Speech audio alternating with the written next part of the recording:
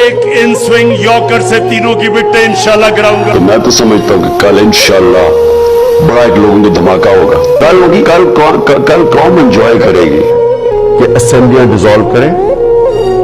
एक democratic society में हम डेमोक्रेट्स अवाम के पास जाएं, अवाम से इलेक्शंस हो, अवाम फैसला करे कि वो किसको चाहती है।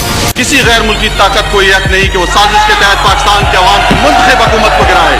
वजीर कानून ने जो नुकात उठाए हैं वो दुरुस्त है, वैलिड है, लिहाजा मैं रूलिंग देता हूँ कि अदम एतमाद की करारदाद आइन और कौमी मुख्तारी व आज़ादी से मुनाफी है और रूल्स और ज़ाब्ते के खिलाफ है। ये करारदाद में मुस्तरद डिसअलाउ करने की रूलिंग देता हूँ। ईवान की कार्रवाई फरोग की जाती है। फरमान में इस्लामी जमहूरिया पाकिस्तान के दस्तूर के आर्टिकल 54 की शिक 3 के तहत तजवीज़ करदा इख्तियारात को बरवेकार लाते हुए कौमी असम्बली का जुमा 25